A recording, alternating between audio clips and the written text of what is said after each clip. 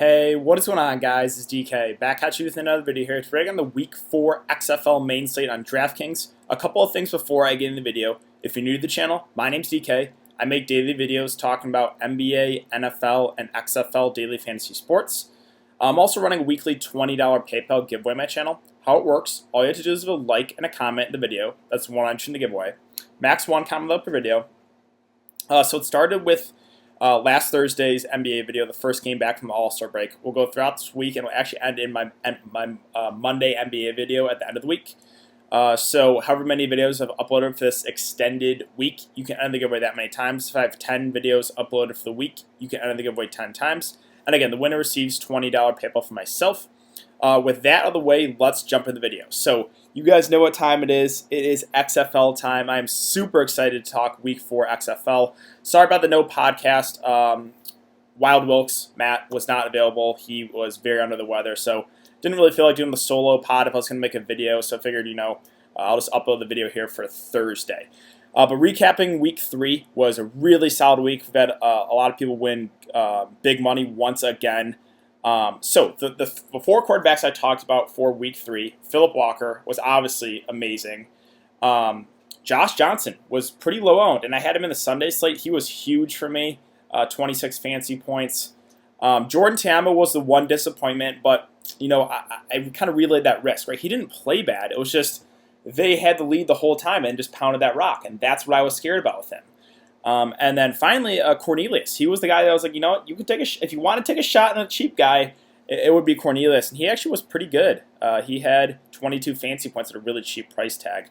And then, going over wide receivers, right, Cam Phillips is only 25% owned. And he had, 50, 48? Basically, you play him and you play Philip Walker, you're golden. And that's what a lot of people did. On the Sunday slate, I went with Josh Johnson. Unfortunately, on the main slate, I ended up going with Jordan Ta'amu, and I missed the cash by like half a point. But the Sunday slate was really well, and again, a lot of people played Philip Walker with Cam Phillips. Overall, though, again, there's a lot of people that won some good money. So let's see if we can keep it rolling for Week 4. We'll start with quarterback. First, actually, let's look at the over-unders and spreads for Vegas. So clearly one game stands out here. We have Wildcats Guardians 39 over under. The Wildcats are 8-point favorites. We have the Dragons and the Battlehawks 38.5 over under. The Battlehawks are 11.5-point favorites. The Roughnecks and the Renegades 50.5 over under. Houston are 1.5-point favorites. DC and Tampa Bay 44 over under. The DC Defenders 2.5-point favorites. So yes, I want a lot of exposure to Houston, Dallas. Let's start with quarterback and cash game play. Philip Walker, don't get cute about it. He has the most upside by far. Just with this offense is just elite. It's the best offense in the league for sure. He's a guy that does have a little bit of rushing upside as well. I love Philip Walker. I think for cash games, really, you start your lineup with him. You start your lineup with Cam Phillips, and you start your lineup with one of those Dallas running backs, whether it be Cameron Payne or Lance Dunbar, and then go from there. That's the way I'm going to go about this slate. Love Philip Walker. Even at this price point, he just has the most upside by far.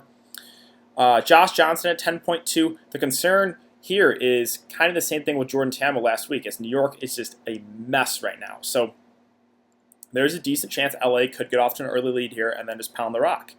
So that's a concern. I think he does have some upside here, but I think the safe play, again, for quarterback is going all the way up to Philip Walker. I'm not going to get to Cardell Jones at that price. Landry Jones is a guy that I do have interest in at 9.8 just because we know how fast Houston plays, and it's good for opposing teams. So, again, this is a 50.5 over under. You're going to want exposure to this game. If you can't get all the way to the top to Philip Walker, I think Landry Jones is your guy here at 9.8. Again, I just want a lot of exposure to this that game. 50.5 over under. Ta'amu.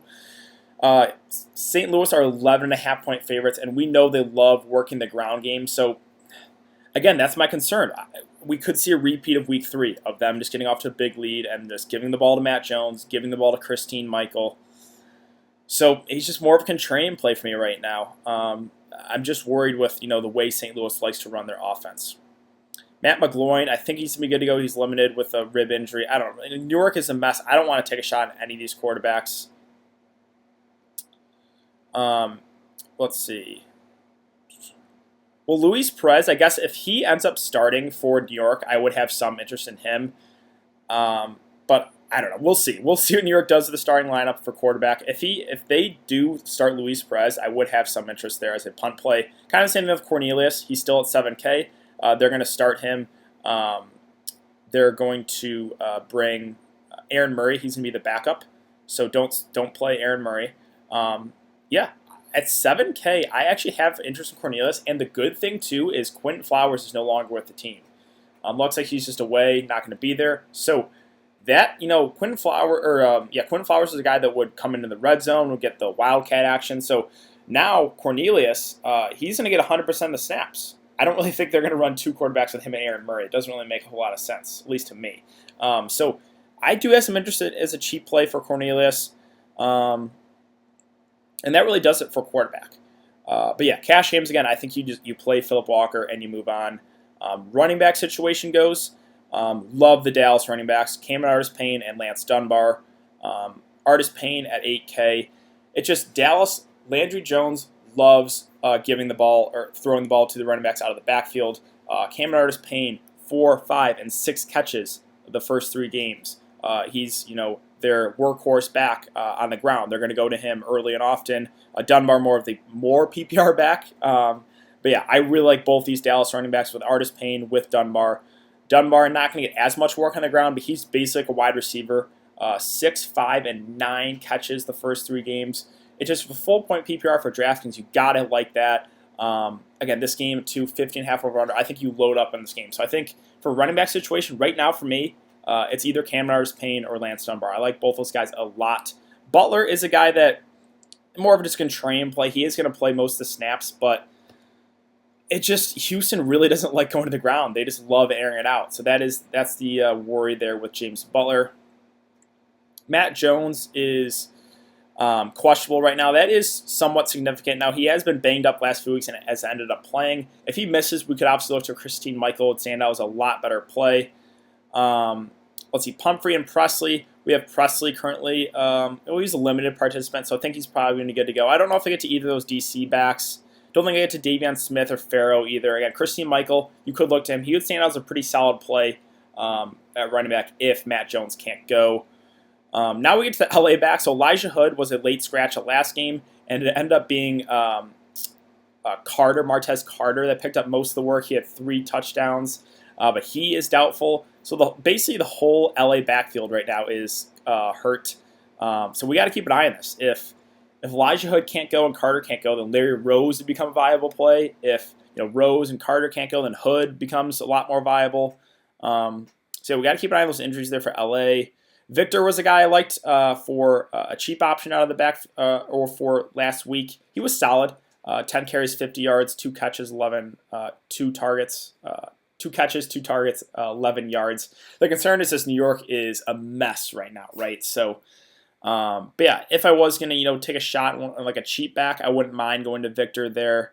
And then, yeah, again, we got to keep an eye on the LA news there with those running backs. But right now, really, I think I want to get either one of those Dallas running backs for cash games, whether it be Artis-Payne, whether it be Dunbar. We'll throw Dunbar in there right now.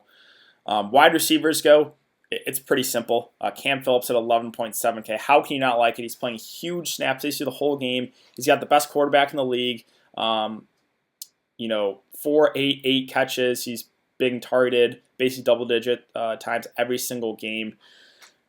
15.5 over under. Yeah, I love Cam Phillips. Even at this price, I think you can get to him. So, starting lineup with something like that is probably the way that I go for this week. I really like those 3 guys upside. Again, if you want to go Cameron Artis-Payne instead of Dunbar, that's fine too. Let's talk about these other wide receivers though. So Spruce is out. That is pretty big because he was, their main guy the first couple weeks. That's going to open up some more value here for LA. We'll talk about that in a bit. Parm at 9.9. He was a solid play in the mid-tier last game. Did have 2 touchdowns, a little bit of an outlier in my opinion. I don't know if I get to him at this price. I think I only get there as part of like a full game stack. I am, again, kind of full game stacking it now, but if you throw Parm in there, yeah, it's basically like impossible because I would prioritize these guys first. Pearson L, I'm not going to get to that price. Eli Rogers playing huge snaps. So he's played the whole game, 9.2K. He's a pretty safe option in my opinion. Going to be utilized out of the slot. Again, going to play most of the snaps. But yeah, the price point makes it a little bit tricky. Khalil Lewis, I'm not going to get there. Again, I would much prefer just getting to Cam Phillips at the top. Rashad Ross, his snaps have slowly been increasing. He's a guy that has the big play upside, 8.7K. He's a viable GPP option. I don't think I get to parole there. Again, that's Seattle-St. Louis game. We played at a really slow pace, two solid defensive teams. Not super sad about that one.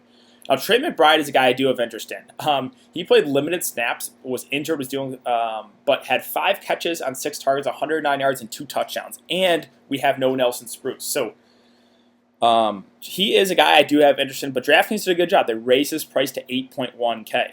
But again, we've seen the upside, so he is someone I'm definitely considering. Jeff Badette at 8.1 I do like as well. Kind of an off game that last time out, only 2 catches and 4 targets. Still got big snaps, so I like him just because of a buy low option. I don't think a lot of people will be on him. But again, if you want like a mid-tier play here in a high over-under game, I think Badette is solid. McKay, again, New York's just a mess. I don't think I get there. The Tampa Bay receivers, they played basically the whole game. Dan Williams is 7.8K.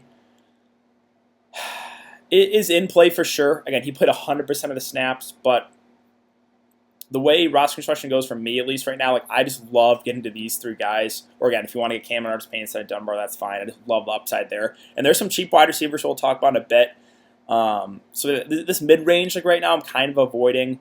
I'm not going to get to Washington or Reynolds. Smallwood at 6.7, I have some interest in. Again, no Nelson Spruce. His usage will go up, so I like him in a mid-tier play. Tolliver, he played again 100% of the snaps, 8 catches, 13 targets. So again, if you want to go more of a balanced approach, I'm fine with him. Truesdale is questionable. He did not practice. My best guess is he's not going to be available. If he can't go again, that's a big boost for those other Tampa Bay receivers. Reese Horn, the slot receiver, had a solid day, 5 catches, 6 targets, 34 yards. I think he's a pretty safe option. Again, he played big snaps. I like DeAndre Tompkins at 5.2. No one on DC had a good game just because the offense just was terrible. But we know he has upside, right? He had that for week 2, he had a big game, so I have some interest in Tompkins. Flynn Nagel is a slot receiver. I like him a good amount. He's been playing a lot of snaps. Again, I just want a lot of exposure to this game, so I like Flynn Nagel. I like Nick Holley as well. He's a little bit of a disappointment, but still played basically the whole game, and you're getting him at a pretty solid price here, 4.5K. So yeah, those are guys that I really like. Let's see, like Tompkins, right? Like Reese Horn, Flynn Nagel, Nick Holley. These guys allow me to get to these guys at the top. So I have a good amount of interest in all those guys. Below that, though, it gets a little bit tricky. Like Jazz Ferguson is viable for GPPs. Hasn't had a big game yet. Hasn't really played huge snaps yet, but 4K price does make him a viable punt option. S.J. Jones. So the guy from hold on. Where is he? S.J. Green, I should say, for Tampa Bay. Looks like he's going to be available to play. We don't know what his role is going to be. Hopefully we get some sort of clarity, but he's from the the Canadian Football League. He's the guy that did have upside over there. So, that's just a dart throw for GPPs, but just thought I would bring that up.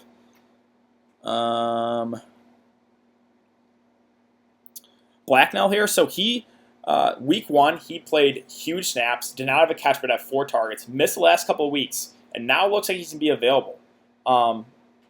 Again, we don't know what his role is really going to be. Hopefully we get some sort of clarity. If he's going to be a starting wide receiver at this price, he would stand out as a really solid, cheap option. And again, 3.3K, if he starts at wide receiver, I think he would be a really solid, cheap option. I think that really does it. So let's talk about defense, and then I can get out of here. So we look at the Vegas lines once again. I don't think I want to go with either defense in this game. There's going to be a lot of points scored. DC or Tampa Bay, probably not either. I think I want one of the defenses in these lower over-under games. It's probably going to be, well, let's take a look at prices again, right? So the Battlehawks are the most expensive defense, but probably for good reason, right? 5.1K, home defense. They played a really slow pace. So they're a spent-up defense that if you can get to them, I like. I think, let's see. Again, I don't think I get to the Renegades. The Vipers at 3.6. If you want to get risky, I don't hate that idea. I don't think I get to the Guardians. The Dragons of 4K, don't mind. Again, this game is just going to be played at a really, really slow pace. 38.5 over under. Both teams have solid defenses. So I think the Dragons pretty solid play there at 4K for defense. Again, the Wildcats 204.5. I think they're going to be pretty popular just because how bad New York has been. So don't mind getting to them either. But yeah, I think that is going to do it for today's video. So if you have been enjoying the content, guys, would really appreciate if you like this video and subscribe if you haven't. Also hit that notification bell. It really helps me out. Again, all free content here. So taking a couple seconds out of your day to hit the like button, hit the subscribe button, hit that notification bell. It does really, really help me out to get promote my videos more for the YouTube algorithm. Yeah, like I said, I think that's going to do it. So hope you guys all have a good weekend. Hopefully there's some good XFL games, and hopefully you guys all win some money. So thanks again for having to come and check the video. I really do appreciate it. I will see you all next week for week 5 of the XFL.